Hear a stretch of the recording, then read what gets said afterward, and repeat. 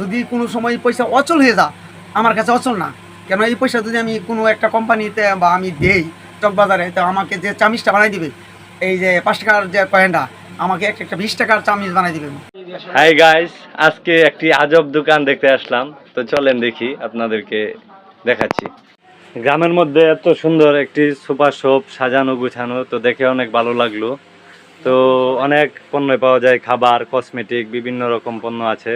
আর সবচেয়ে একটি ইউনিক ব্যাপার হলো এই টাকা দিয়ে র্যাকগুলো সাজানো হয়েছে। দেখেন এই যে কত সুন্দর সাজানো। এই এখানে আছে 5 টাকার কয়েন, 2 টাকা, 1 টাকা, সব কয়েন মিলিয়ে আলহামদুলিল্লাহ সুন্দরভাবে সাজিয়েছে। তো চলেন সোহেল ভাইয়ের সাথে একটু কথা বলি। আসসালামু আলাইকুম সোহেল ভাই। ওয়ালাইকুম সালাম ওয়া রাহমাতুল্লাহ। কেমন আছেন ভাই? ইনশাআল্লাহ ভাই ভালো। আপনার দোকান থেকে খুব ভালো লাগলো। এই হ্যাঁ। পয়সা দিয়া আপনি সাজাইছেন, তো এটা কেন ভাই? এটা পয়সা দিয়ে সাজালাম এই জন্য যে এটা একটা আনকমন, মানে কেউ তো সাজাইতেছে না পয়সা দিয়া। আমি নতুন পয়সা দেখছেন এই যে এইখানে আরো অনেকগুলো পয়সা আছে। এটা দিয়ে আমি সাজাবো এবং পয়সাগুলো যখন আমার দরকার লাগবে আমি অনেক সময় খুলে নিতে পারবো। অনেক সময় দেখা গেলো আমার একটা এমন ইমার্জেন্সি দরকার, এটা আমি খুলে নিতে পারবো। এটা কাঠকামদা লাগানো।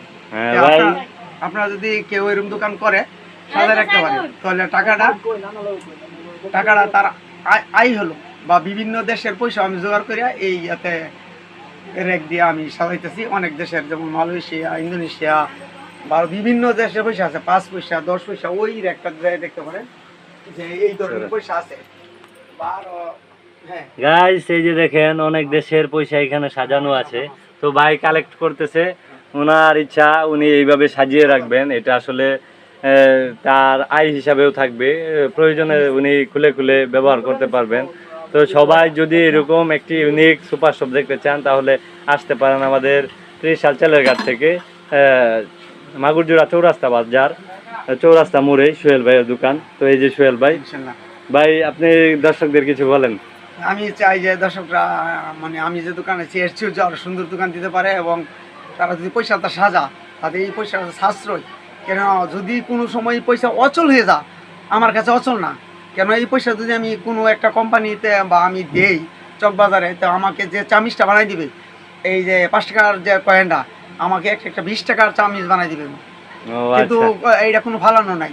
যেমন অনেক সময় 5 পয়সা চলে না, দেখেন আমার এখানে কিন্তু 5 পয়সা, এই যে কানা পয়সা, যেগুলা কানা পয়সা বলে মানুষ, আসলে বলা ঠিক না কানা পয়সা, কিন্তু এরকম সব পয়সা আছে। এই যে এগুলো মধ্যে যেগুলো না চলে, এগুলো আজকে আমি জোগাড় করছি।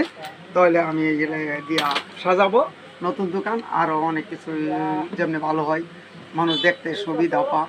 আমার দোকানে মিনিমাম 350 পদ আছে।